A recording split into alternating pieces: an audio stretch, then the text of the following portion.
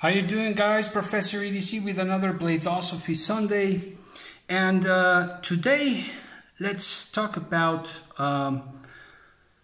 being blinded by brands, shall we?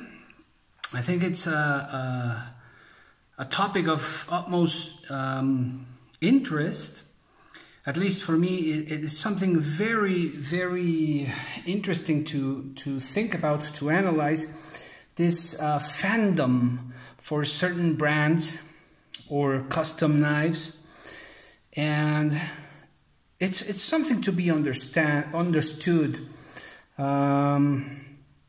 do have preferences, obviously, but when it comes to certain brands, when it comes to this fandom, there are extremes, right? And there are people who are just blinded by their preference, not because the brand might be perfect or so good, and by that I'm not saying that a brand might be bad, but they are blinded by their own preference. That is, they identify themselves with the brand too much, up to the point that they can't distinguish and separate one thing from the other, right? And though we might have some preference and knowledge and taste. Marlena. Sorry, that's my dog.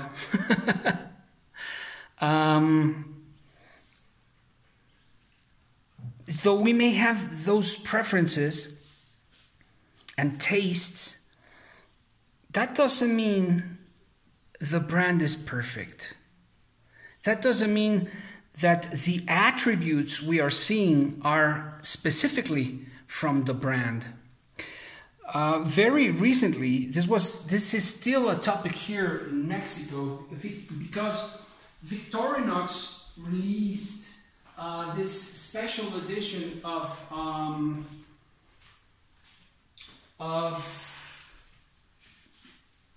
this Victorinox model with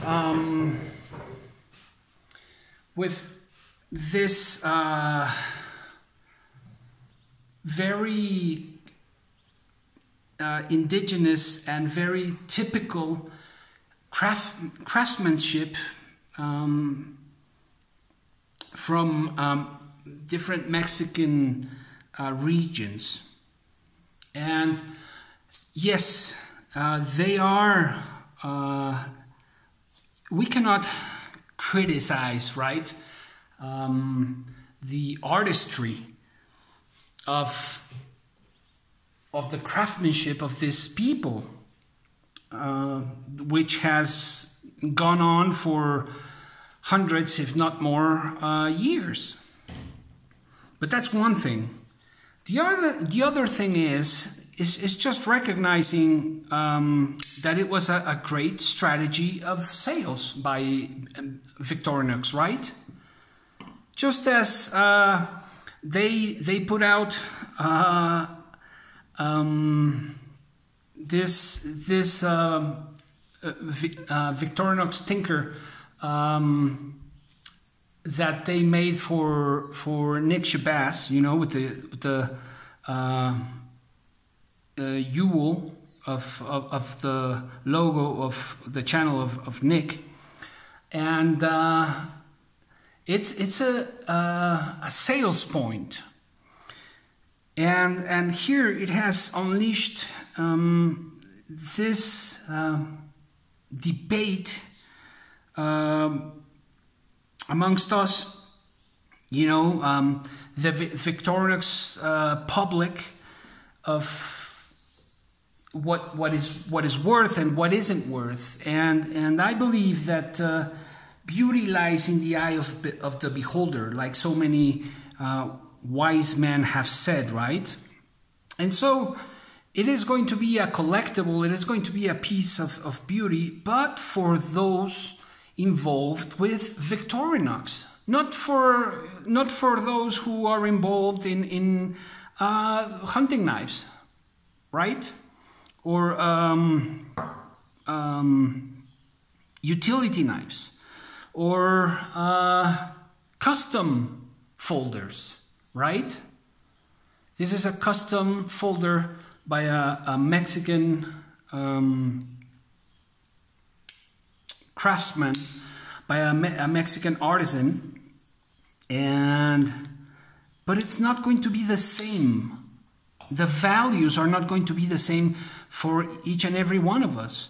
I value different points in the blades, but for example, let's just take Spyderco. Spyderco strategy is a pretty good one. Yeah, they have good knives. They are not perfect, whether they are made in Taichung or they are made in Golden, Colorado, or in Seiki City, Japan, whatever. But let's take their strategy when selling the steel, S110V, right? And they just changed the color of the handles and they changed the steel, S45VN, S9DV, etc., right? The knife is the same, but what is changing are the color of the handles and sometimes the material, right, from G10 to FRN, and the steel on the blade. And so it's just a simple matter of trying to be honest and objective and seeing things the way they are. And it's just a sale point, right? A strategy of sales. And that's what they do. They have to sell knives. And that's why there's a public for us to choose and buy them, right? So there shouldn't be that much controversy in that. The controversy comes when a group of people, right, they obsess with something, and they identify themselves with that object or even that person, right? Because we can talk about brands, but we can also talk about makers. And some may obsess, for example, with Brian Nadeau, who is a fantastic maker. I can't disagree. I totally agree with that. He's a fantastic designer. Love this knife and love his models. But, you know, he's prone to make a mistake, as the companies. They are not perfect. We are not perfect. And so, yeah, we fall into this search for the perfect. But we gotta know that there isn't a perfect knife. There might be a perfect knife for each and every one of us, based on our tastes, on our travesty, on the moment, right? On the context of the situation. Just like my XM18. Remember, this one took over a year to get here. And this one was sold to me by MC, Metal Complex. I love this thing. And that the context of this situation made me appreciate the knife even more. But it has its flaws. It has its details, let's call them, right? And so, trying to be objective, it's in itself a path. Because we're not only talking here about folders and knives, fixed blades, or we can talk about flashlights, or we can talk about whatever it is it that you collect. We're talking also about ourselves and how we fixate an idea or fixate our minds, and we don't allow for any flexibility to comprehend or to understand something else. So, for example,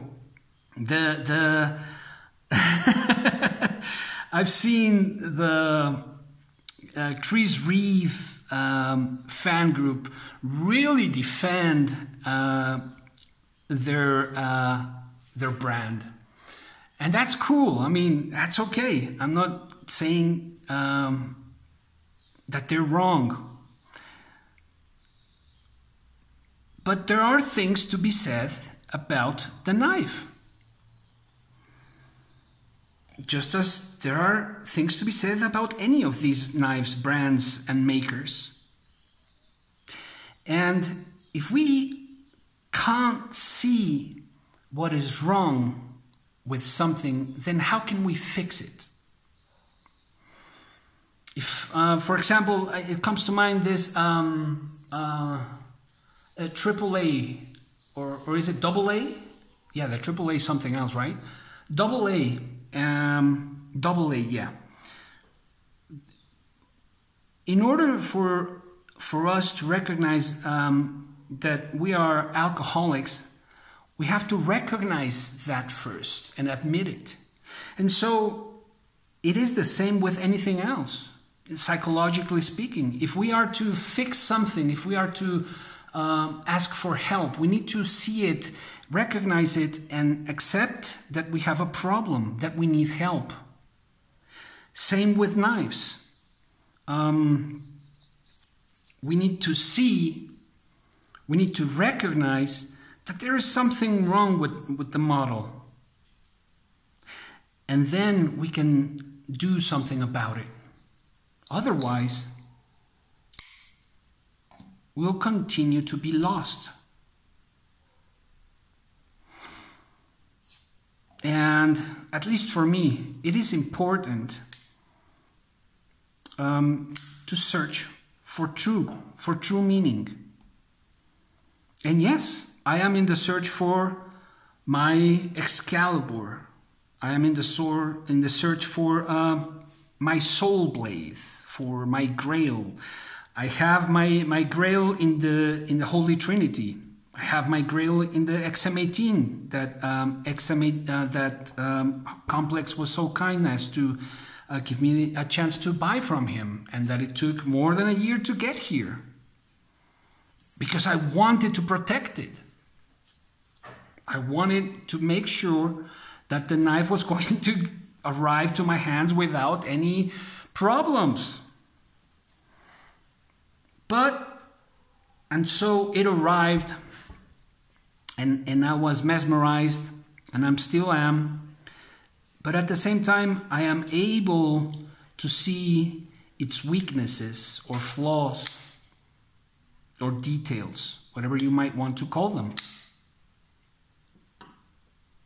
Anyways, it is important, I believe, for us to be to try to be objective, to try to be flexible in life in matters like this, and allow other ideas to come in our lives and expose us to different realities, and to have a broader mind in order to deliver smarter and wiser decisions.